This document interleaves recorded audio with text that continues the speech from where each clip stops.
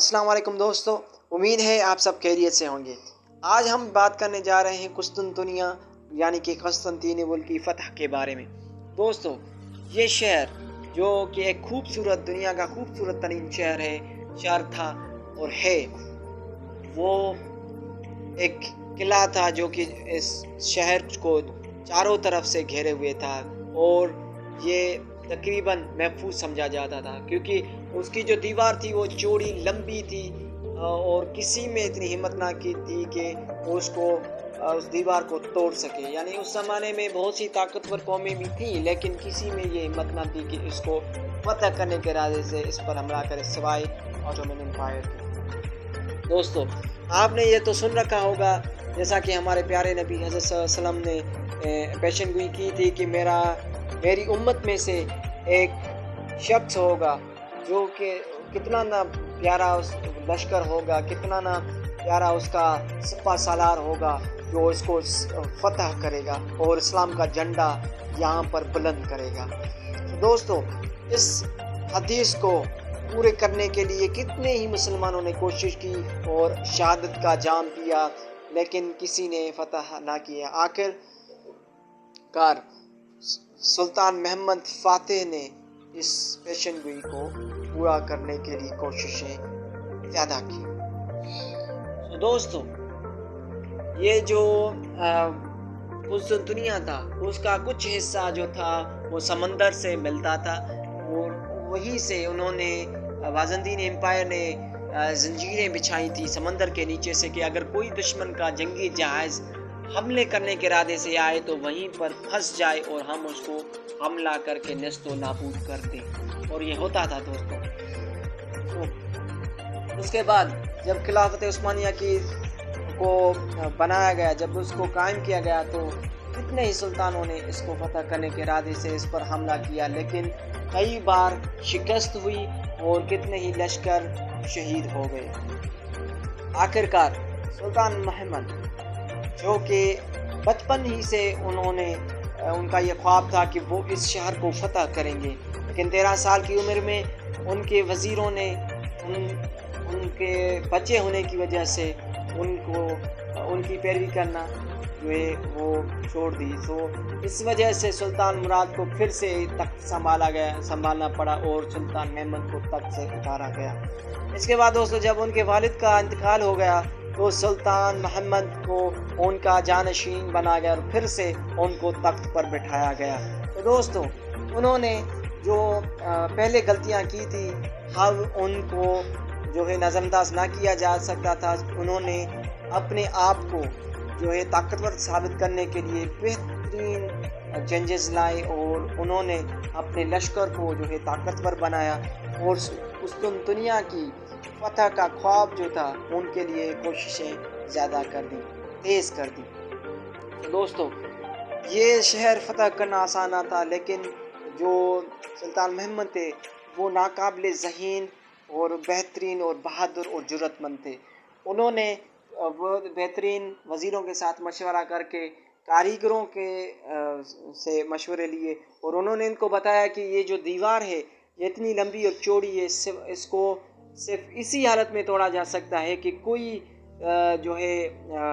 ایک چیز ہو جو اس کو دور سے پھینکی جائے اور اتنی تیز سے جائے کہ اس میں دراریں کر دے۔ تو دوستو، اس زمانے میں ایک عیسائی کاریگر نے ان کی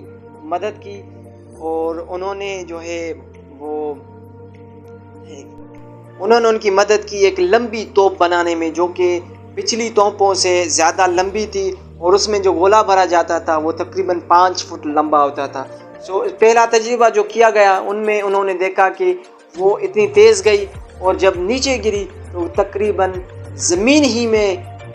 بہت ہی بڑا کھڑا یعنی کہ ایک سوراخ چھوڑ دیا۔ یہ تجربہ ان کا کامیاب ہو گیا۔ دوستو، اس کے بعد انہوں نے سوچا کہ اب شہر کو اس کی کمزوریاں جو ہے ان سے فائدہ اٹھایا جائے۔ دوستو، جو سمندر والا حصہ تھا جیسا کہ ہم نے پہلے اس ویڈیو میں بیان کیا، انہوں نے ایک نیا طریقہ اپنایا کہ اگر سمندر سے جائیں گے تو وہیں پر خدشہ ہے کہ ہم پھنس جائیں۔ اس وجہ سے دوستو انہوں نے ایک نئی مثال قائم کر دی جو کہ پچھلی تاریخ میں کبھی ہمیں سوچنے کو نہیں ملتی، اور اس پر سوچ بھی زیادہ کم جاتی تھی۔ دوستو، انہوں نے کیا کیا کہ ایک بڑے جو جنگی جہاز تھے، بیڑے تھے، ان میں انہوں نے توپوں کو ڈالا اور ان کو ارادہ کیا کہ خشکی کے ذریعے سمندر میں اتارا جائے، جہاں سے ان کو جو ہے وہ خطرہ کم ہو سکے اور وہ وہاں پر زنجیر نہ تھی۔ تو دوستو، اس کے بعد انہوں نے کیا کیا کہ یہ اتنی بڑی جو وزنی چیز تھی، اس کو کیسے 15 جو ہے تقریباً اس پر جو فاصلہ تھا سمندر تک پہنچنے کے لیے وہ تھا 15 کلومیٹر، 15 کلومیٹر۔ دوستو، انہوں نے کیا کیا کہ جانور کو ذبح کر کے ان کی جو چربی ہوتی ہے وہ آپ کو تو پتہ ہوگا کہ وہ پھسلتی ہے، جب ہم اس میں اپنا ہاتھ ڈالتے ہیں یا کوئی چیز ہوتی ہے تو وہ پھسل جاتی ہے۔ تو دوستو، ان کو ذبح کر کے ان کی چربی کو دیگوں میں پگھال کر ان جدھر سے جہاز کو کراس کرنا تھا ادھر سے پھینکتے، وہ یوں ان کو گھسیٹتے، اور آہستہ آہستہ یہ کام رات کو کیا جاتا تھا تاکہ دشمن کو پتہ نہ چل سکے، کوئی مخبری نہ کر سکے، تو صبح تک ان کو ان جہازوں کو سمندر میں اتارنا ہوتا۔ یہ ان چیز میں کامیاب ہو گئے۔ پھر دوستو، سلطان محمد نے اپنے لشکر کو بڑھایا، اپنے لشکر کو جو ہے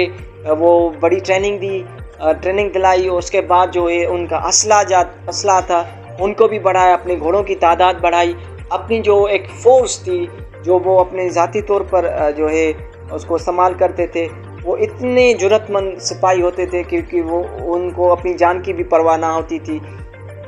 جس طرح آج کل ہمارے کمانڈوز ہوتے ہیں، وہ بھی اسی طرح اس کے بیک اپ میں کھڑے ہوتے تھے۔ اس کے بعد سلطان محمد نے اس کو فتح کرنے کے ارادے سے وہ شہر میں داخل ہوئے۔ تو دوستو، ویڈیو کو مختصر کرتے چلیں گے کہ وہیں پر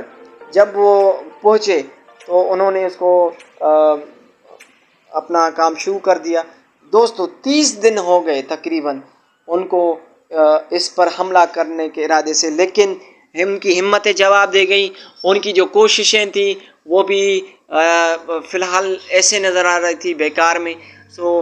جب سلطان محمد نے دیکھا تو وہ ان کو بھی اپنی جو ہے شکست معلوم ہو رہی تھی، لیکن دوستو ان کا ایک پیر مرشد تھا جو کہ ان کی روحانیت بڑھانے کے لیے تھا۔ وہ ادھر سے آئے اور ان کو مخاطب ہو کر کہا کہ سلطان محمد، آپ خلافت عثمانیہ کے سلطان ہیں، آپ مسلمان امت کے سربراہ ہیں، آپ اگر جو ہے ہمت شکستہ ہوں گے تو ان سپاہیوں، ان لشکروں، ان قربانیوں کا فائدہ کیا ہوگا؟ آپ کو کھڑا ہونا پڑے گا، آپ کی جو کوشش ہے وہ انشاءاللہ بیکار نہیں جائیں گی، اور آپ کو خدا ضرور ضرور ضرور جو ہے وہ فتح دلائے گا۔ دوستو، یہ سنتے ہی سلطان محمد اچانک کھڑے ہو گئے اور جا کر اپنے لشکر کو مخاطب ہو کر خطبہ دیا، جو کہ خطبہ بہترین ہے۔ رات کے وقت جب انہوں نے اپنے سب لشکر والوں کو، سب ساتھیوں کو اکٹھا کر کے ان کو مخاطب ہو کر کہا کہ یہ جو قسطنطنیہ ہے یہ ہمارے نبی نے پیشن گوئی کی تھی کہ ہم اس کو ضرور فتح کریں گے۔ دوستو، انہوں نے ان کو کہا کہ آج یا تو ہم اس شہر کو فتح کریں گے، یا آج ہم اسی شہر میں اس کے سامنے ہی دفن ہوں گے، یا ہم اس کو فتح کریں گے یا اپنی جان کا نذرانہ پیش کریں گے۔ یہ سن کر جو سپاہی تھے ان میں ایک نئی روح پھونک دی، اور جب صبح ہوئی تو انہوں نے پھر سے اپنی محنتوں کا آغاز کیا۔ دوستو، ان کی حوصلے کا اندازہ یہ تھا کہ جب وہ سیڑھیاں رکھ رہے تھے اس کے سامنے دیواروں کے اور چڑھ رہے تھے تو اوپر سے بازنطینی جو سپاہی تھے وہ ان پر کھولتا ہوا تیل ڈال رہے تھے، وہ زندہ جل رہے تھے، لیکن پھر بھی وہ کچھ گر رہے تھے، کچھ اوپر جا رہے تھے، کچھ گر رہے تھے، کچھ اوپر جا رہے تھے۔ وہیں سے جو ہے گولے برسائے جا رہے تھے اس کی دیوار میں، جب وہاں پر دراڑیں پڑ جاتی، آہستہ سا یہ ہوا کہ 51 ڈیز ہو گئے، اس کے بعد جا کر وہ قلعہ فتح ہوا، اور جو اس کا بادشاہ تھا وہ ان کو کہہ رہا تھا کہ آج کوئی ہے جو مجھے قتل کرے، کیونکہ یہ میں ذلت برداشت نہیں کر سکتا۔ اور ان کو اپنے سپاہیوں تو نہیں مارا، لیکن جو اس کے اپنا سپاہی تھا سلطان محمد کا، اس نے اس کو قتل کر دیا. اور اس کا جو اپنا سپاہی تھا جس کا نام آغا خان تھا، اس نے جا کر پہلے جب ادھر سے تیر برس رہے تھے پھر بھی اس نے اپنا جو جھنڈا وہاں پر بلند کیا. یہ دیکھ کر بادشاہ نے یہ جملے دہرائے کہ آج سے زیادہ ذلت مجھے نصیب نہیں ہوئی اور میں اپنی زندگی سے تنگ آ گیا ہوں، کوئی مجھے قتل کر دے. اس کے بعد اس کو عثمانیہ کے ایک سپاہی نے قتل کر دیا. اس کے بعد جب سلطان محمد ایک فاتح کی حیثیت سے قسطنطنیہ میں داخل ہوئے تو لوگوں میں جو عیسائی تھے وہ تھر تھر کانپ رہے تھے، کیونکہ عیسائیوں کی یہ رسم تھی کہ جب وہ کسی بھی شہر کو فتح کرتے تو وہیں کے جو آدمی تھے ان کو قتل کر دیتے، ان کی بیویوں کو قتل کر دیتے، ان کی عزتوں کو پامال کر دیتے، وہاں پر لوٹ مار کرتے. لیکن جب سلطان محمد وہاں داخل ہوئے تو لوگ جب چھپ رہے تھے تو ان کو بلوایا اور ان سے مخاطب ہو کر کہا کہ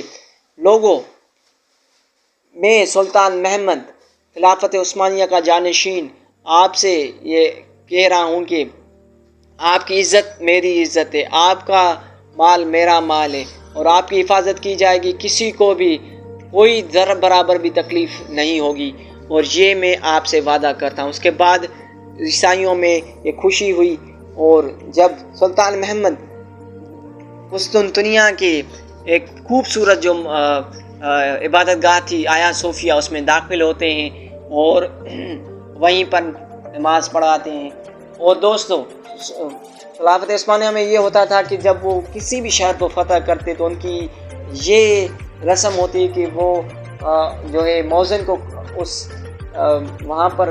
اس کی چھت پر کھڑا کر کے وہاں پر اذان دلواتے. آیا صوفیہ کی چھت کے اوپر مؤذن نے اذان دی اور سب نے دعا کی اور اپنے رب کے سامنے سجدہ سجود ہوئے اور شکر کیا. یہ خبر جب مسلمان امت پر پہنچی تو سب نے خوشیاں منائی اور یہ پیشن گوئی جو ہمارے نبی صلی اللہ علیہ وسلم نے 750 سال پہلے کی تھی وہ جا کر پوری ہوئی. تو دوستو، اگر آپ کو ہماری یہ ویڈیو اچھی لگی تو پلیز ہمارے سپورٹ کے لیے لائک کریں، کومنٹ کریں اور ہمارا چینل سبسکرائب کریں تاکہ ہماری جو آنے والی جو ویڈیوز ہیں وہ آپ تک پہنچتی رہیں. شکریہ دوستو، تھینک یو، اللہ حافظ.